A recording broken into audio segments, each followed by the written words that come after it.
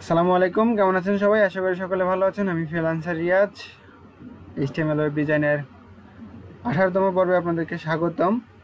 গত পর্বে আমরা ইনপুটের সমস্ত টাইপগুলা সম্বন্ধে জেনেছিলাম। এইখানে আজকে শিখব, দেখি এখানে কি আছে। ইনপুট অ্যাট্রিবিউটস দরকার নাই, খুব একটা দরকার নাই, এটা আমরা নেক্সটে শিখব।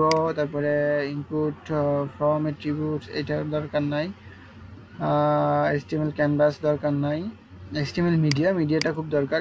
এইচটিএমএল মিডিয়াটা দেখি, মিডিয়াতে আমাদের, কারণ আমাদের ওয়েবসাইটে অনেক সময়ই অনেক ধরনের ফাইল আমাদেরকে নিয়ে আসতে হবে, যেমন এমইজিপি বা এই যে এখানে ফাইলগুলোর কিছু এক্সটেনশন দেওয়া আছে। আমরা কি কি ফাইল ওয়েব ব্রাউজারে এক্সটেনশন করতে আমরা কি কি ফাইল ওয়েব ব্রাউজারে অ্যাক্সেস করতে পারবো।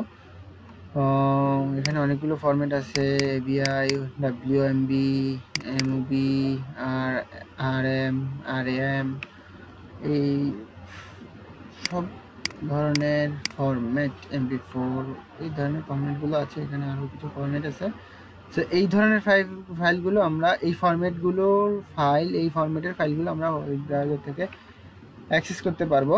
আরও অনেকগুলো আছে, ডট এক্সটেনশন দিয়ে, অনেকগুলো ডট দিয়ে, আরএম আছে। যাই হোক, এটা যাক, এটা কোনো ব্যাপার না। তারপরে হচ্ছে আমরা এখন দেখবো হচ্ছে ভিডিও। আমরা অলরেডি আগে একটা ভিডিও দেখিয়েছিলাম, আই ফ্রেমের মাধ্যমে আমরা নিয়ে আসতে পারছি, কিন্তু এটা তো হচ্ছে ইউটিউবের একটা আপলোড করা ভিডিও। আমরা যদি চাই আমরা নিজেদের একটা ভিডিও কিভাবে আপলোড করব, এখন নিজেদের একটা ভিডিও আপলোড করার জন্য আমাদেরকে প্রথমে আমরা নিজের একটা ভিডিও ডাউনলোড করি।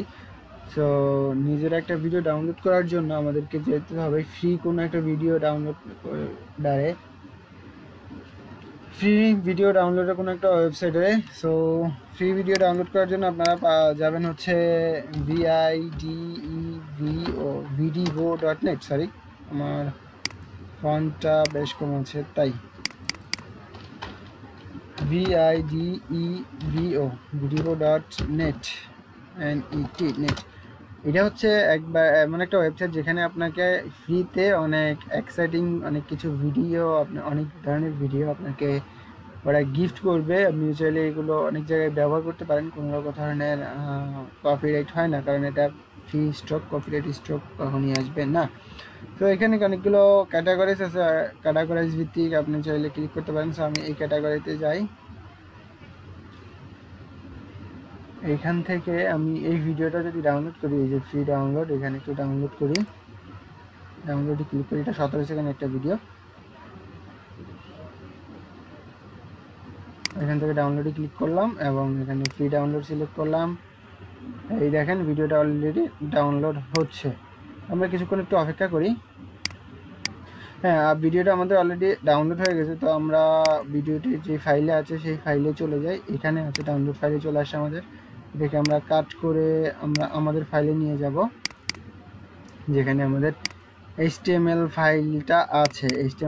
এইখানে, এই যে এইচটিএমএল ফাইলটা, আমরা এখানে ভিডিওটা পেস্ট করলাম, ভিডিওটা পেস্ট করে দিলাম। এই তো ভিডিওটা এখানে চলে আসছে। তো চলুন এখানে আমরা দেখি যে এরা কিভাবে দেখাইছে আমাদেরকে। এটা আমরা কেটে দেখি, আর লাগবে না। কীভাবে দেখিয়েছে যে কীভাবে আমরা একটা ভিডিও আমাদের ওয়েবসাইটে নিয়ে আসতে পারি। তো ভিডিও নিয়ে আসার জন্য আমাদেরকে সিম্পলি যেটা ইউজ করতে হবে, একটা ভিডিও ট্যাগ, ভিডিও ট্যাগ দিয়ে আমাদেরকে ভিডিওটা নিয়ে আসতে হবে। সো ভিডিওটা নিয়ে আসতে হলে আমাদেরকে ভিডিও ট্যাগ দিয়ে নিয়ে আসতে হয়। তো চলুন আমরা এগুলো রিমুভ করে দিই। তো ফর্মটার আর দরকার নাই, এটাকে আমরা রিমুভ করে দিলাম।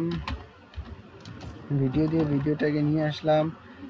এই ভিডিও ট্যাগ দেওয়ার পরে আপনাদেরকে এসআরসি দিয়ে আপনাকে লিঙ্ক করতে হবে, ভিডিও ট্যাগটাকে এসআরসি দিয়ে লিঙ্ক করতে হবে এবং এটার একটা হাইট এবং উইথ দিয়ে দিতে হবে। এসআরসি মানে হচ্ছে সোর্স, ভিডিওর সোর্স, অথবা এই যে এখানে সোর্স দিয়ে দেখাচ্ছে, সোর্স দিয়েও আপনি এটার মধ্যে লিখতে পারেন ভিডিও ট্যাগটার মধ্যে, এরপরে আপনি দিতে পারেন। তো আমি এসআরসির মধ্যেই দিচ্ছি। তো আমাদের যেহেতু একেবারে ডিরেক্ট এখানেই আছে, এইচটিএমএল ফাইলের সাথেই আছে, সেহেতু আমরা ডাইরেক্ট ভিডিও ফাইলটাকে কপি করলাম, কপি করে এখানে সোর্সে করে পেস্ট করলাম।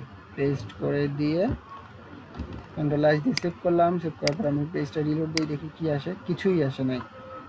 আমার আসছে, এটা অনেক বড় হয়ে আসছে, ভিডিওটা আসছে অনেক বড় হয়ে আসছে, কিন্তু একটা ইমেজের মতো, এটা প্লে করা যাচ্ছে না। না আর কিছুই করা যাচ্ছে না, অনেক বড় আকার আসছে। তো আমি এটা একটা হাইট এবং একটা উইথ দিয়ে দেই, স্পেসিফিক হাইট এবং উইথ। সো HEIGST হাইট হচ্ছে 300 পিক্সেল, সরি এখানে এটা হবে, মিস্টেক করে বলছি। এবং উইথ হচ্ছে উইথও দেই আমি সমান ডাবল কোটেশন 300 পিক্সেল। 300 পিক্সেল না, জাস্ট এটা ভ্যালুটা দিলেই হবে, পিক্সেল দিতে হয় না। জাস্ট সেভ করলাম, সেভ করার পর এটা নির্দিষ্ট সাইজে চলে আসবে, 300x300 চলে আসে। কিন্তু এখনও আমার প্লে করার মতো কোনো অপশন নাই, আমরা ভিডিওটা প্লে করতে পারতেছি না। এই প্লে করাটা নিয়ে আসার জন্য আমাদেরকে এখানে কিছু এই টিভিএস লিখতে হবে। এখানে লিখতে হবে যে কন্ট্রোলস কথাটা যদি আমি এখানে দেই, এই ভিডিও ট্যাগের মধ্যে দেই হাইড্রোজের পরে, তখনই আমি কন্ট্রোল করতে পারবো ভিডিওটা, আদারওয়াইজ পারবো না।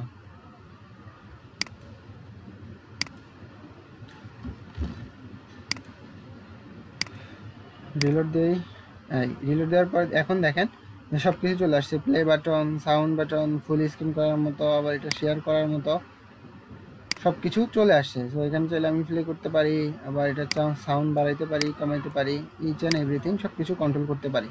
এটাই হচ্ছে ভিডিও নিয়ে আসার জন্য এই ভিডিওটা একটা ইউজ করতে হয় আমাদেরকে সবসময়।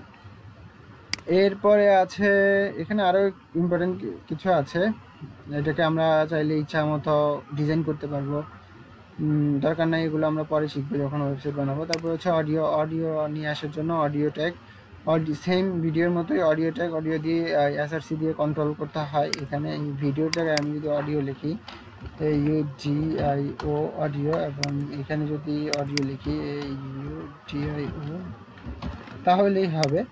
আমরা রিলোড দেই, রিলোড দিলে এটা অডিও হয়ে শো করতেছে, ভিডিও ফাইলটাই অডিও হয়ে শো করতেছে, কনভার্ট হয়। কিন্তু আপনারা যদি অডিও ফাইল দেন, এখানে অডিও ফাইল ঠিক এরকম শো করবে। তবে আপনাকে একটা খেয়াল রাখতে হবে, এখানে শেষে আপনাকে অবশ্যই কন্ট্রোল কথাটা লিখতে হবে, না হলে আপনি এটা জাস্ট একটা, এটা যদি এখন কন্ট্রোলসটা যদি আমি তুলে দিই, তাহলে দিলে এখানে কি দেখবেন একটা ব্যাকগ্রাউন্ডের মতো দেখাবে, কিছুই দেখাচ্ছে না অডিও ফাইলটাতে, কারণ এখানে আপনি কন্ট্রোল করার মতো কিছুই দেন না।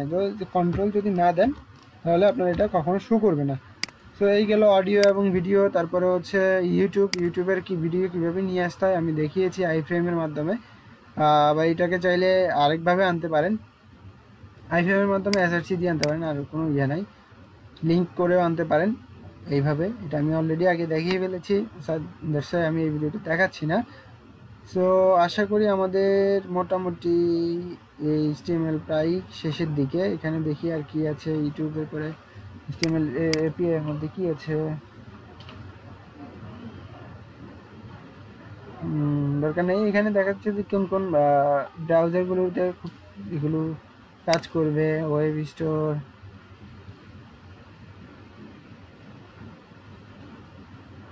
খুব একটা দরকার নাই, ওয়েব ওয়ার্ক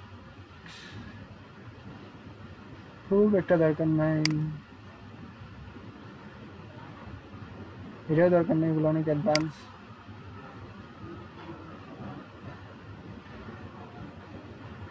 এগুলো দরকার নাই। হ্যাঁ, চলে গেল।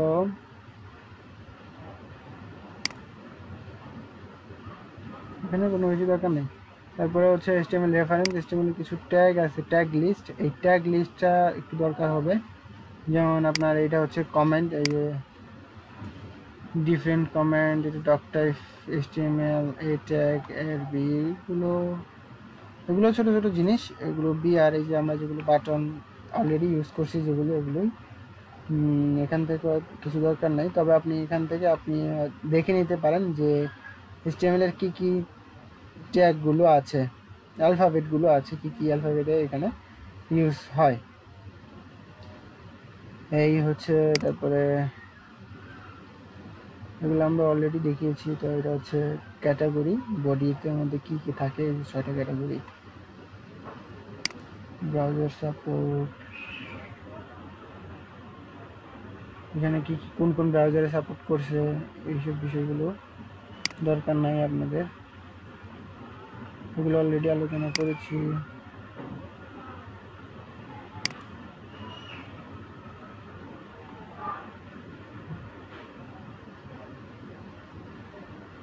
এগুলো সবই আলোচনা করা হয়েছে। তো বিষয়গুলো আশা করি আপনারা সকলেই ভালোভাবে বুঝতে পেরেছেন। এখন HTML এর থেকে খুব বেশি ইম্পর্টেন্ট আর কিছু নাই, এবং অডিও এবং ভিডিওটা খুব এটা ইম্পর্টেন্ট। অডিও, ভিডিও, ইমেজ এবং এগুলাই হচ্ছে HTML এর মেইন বিষয়। আর HTML এর জন্য আর কিছু দরকার নেই, আরও কিছু ছোট ছোট কিছু জিনিস আছে যেগুলো রয়ে গেছে, এগুলো আমরা CSS এর পর্বে শিখবো। CSS দিয়ে যখন আমরা ওয়েবসাইট পুরোপুরিভাবে ডিজাইন করব, তখন এগুলো আপনারা আরও ভালোভাবে বুঝতে পারবেন। তো টেনশন করার কিছু নেই। আশা করি আমার এই HTML সিরিজটি আপনাদের ভালো লেগেছে। যদি ভালো লেগে থাকে আমার চ্যানেলটি সাবস্ক্রাইব করবেন। যদি কোনো কিছু বুঝতে না পারেন অবশ্যই কমেন্ট করবেন। আর যে কোনো প্রয়োজনে আমি অলওয়েজ আপনাদের সাথে আছি। Thank you.